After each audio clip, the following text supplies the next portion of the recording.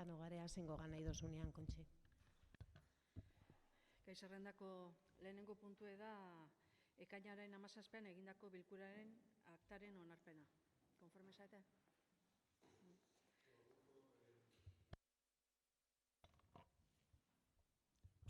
Bai, nabardura txiki bat, Kontxi, ni zurekin eukin eban, ez, berbain ginoan, gero zu txosten bat, bialdu zenun. Orduan, aktan jasotzen da, gu abstenitu egin ginela, botazioan, Kontxik itzen dago, bere txosten bat dauka, eta gure asmoa zan boto zuria izatea. Baina, horre, ez dakit zero ados garen, baina, ontzat emuten dugu txostena. Baina bai, nahiko genukela da, urrengorako, hemen dila urte barru, abetzen, ezagura argi, ze bototan zer. Igual botazioa horretik, igual ondoko nintzakela argitza. Zeren gure asmoa esan abstenitzea, baizik eta boto zuria emutea. Txostenean diodan bezala, ez da posible boto zuri bat ematea hauteskundeetan ematen dan bezala, eman leiken bezala. Aplikatu behar dalako udal barruko araudi. Eta udal barruan da alde kontra edo abstentzioa. Horraino. Ez dauka inolako eraginik gure arteko eztabaida honek, baina,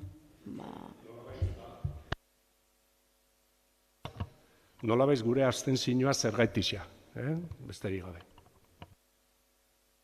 Aktan jasota utziko dut.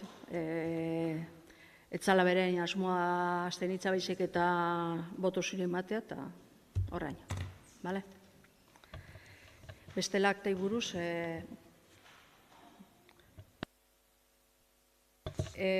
osoko bilkuren maiztasunari buruzko proposamena. Proposamena da, orain arte aurreko agintaldian izan den bezala, hilean behin, abuztua ezik, osoko ohiko bilkurak egitea, astelehenetan arratsaldeko 7:00. Proposamen horren aldeko botoak, aho batez, onartuta gehatzen da. Hirugarrena, batzorde informatzaileak orokorrak sortu eta osatzeko proposamena. Proposatzen da 3 batzorde informatzaile sortzea, antolakuntza, herritarrena eta lurraldekoa, eta horiek hilero bilduko lirateke zehazten den egunean. Hori onartez aparte adierazten zaizue, hau onartuko balitz, udal taldek daukezuela 7 eguneko epe bat adierazteko zein zinegotzi izendatzete zuen batzorde horretarako eta ordezkoaren bat izendatu nahi bali badizue, ordezkoaren izenak. Onartzaren aldeko botoak, aurkakoak, abstentzioak, onartuta gehatzen da. 9 aldeko botokin, eta 6 abstentziokin. Boto azalpenik?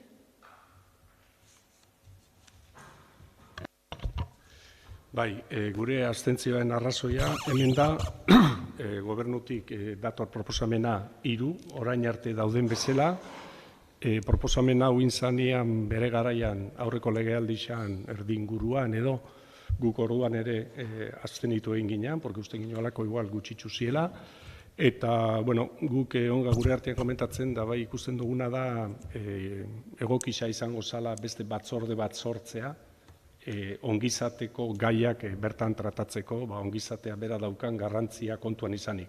Baina, izen da gure reflexio bat, igual eukiko legealdian zehar horretaz berbaitzeko, baina gure abstentzioen arrazoia hori da.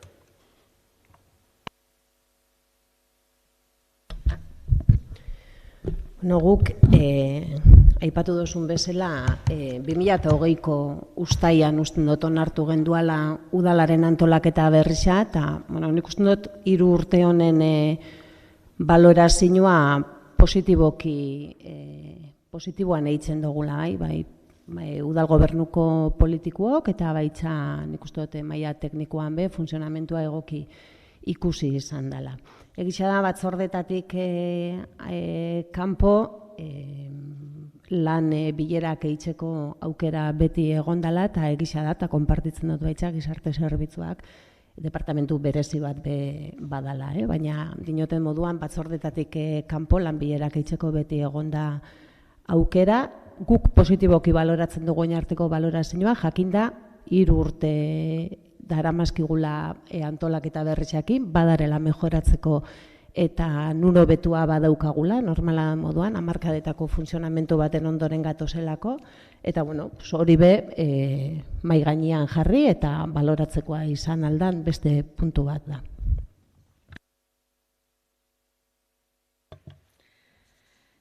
Laugarrena, udalbatzaren eskumenekoak diren organo kolegiatuetarako udalaren ordezkariak izendatzeko proposamena. Proposamena bidali zitzaizuen, sozorra direzen dizu, bozkatu ingo dugu. Onartzaren aldeko botoak, kontrakoak, abstentzioak, onartuta gehatzen da 8 aldeko botokin eta 7 abstentziokin. Boto azalpenik? Bale. 5. puntua, alkateak hartutako erabakiaren berri ematea, alkate orden izendapenak eta tokiko gobernu batzorraren osaketa eta bileren maiztasunari buruzkoak. Hartutako erabakien dekretuak bidali genizuen, baino akatz bat antzeman gendu bidalita gero tokiko gobernu batzarraren ohiko bileretan, bilera hori izango die 2 astetik behin. Legeak eskatzen duen gutxieneko minimo hori. Hori da aldaketa edo intzan zuzenketa zeak 2 aldi eta gero. Da besterik gabe zuek jakitun izateko. 6. Zinegotzi ez direnak udal taldeen ordezkaritzan batzorde informatzaileen bileretan parte hartzeko proposamena. Hau hainbat agintalditan nahi gea aukera hau ematen, eta proposamena da mantentzea. Onartzaren aldeko botoak, aho batez, onartuta gehatzen da.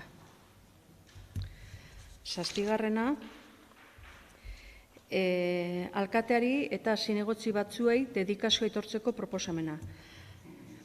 Bidali zitzaizuen proposamenean, 5 pertsona liberatzea proposatzen zen, baino batena pendiente usten da momentuz, laneko arazo batzuk medio, eta orduan proposamena izango litzeke onartzea, Gorka Artola, Ainhoa Lete, Maite Usabiaga, Maite Agirre, eta 4 pertsona horiek 100% dedikazioarekin, eta Aitor Arantzabal eren bateko dedikazioarekin. Soldatak hor dauzkazue, alkatea 415.683,46, Ainhoa Lete 404.775, Maite Usabiaga 402.585,76, Aitor Arantzabal 14.183, eta Maite Agirre 38.610,42. Baita proposatzen zaizue Gorka, Ainhoa eta Aitor, laurei, dedikazioa aitortzea ekainaren 17-ako atzera eraginarekin. Horrez aparte, Aitor Arantzabalen kasuan, geroa pensio planera bere lanagatik aportazioak egiteko eskubidea dauka, eta bidali nizuen proposamenean ematen genizuen 2019ko datuak ez neuzkalako noengoak. Eta dira, 2023an 830 euro. Horren eren bat. Hori esan da, onartzaren aldeko botoak, kontrakoak, abstentzioak, onartuta gehatzen da 8 aldeko botokin eta 7 abstentziokin. Boto azalpenik?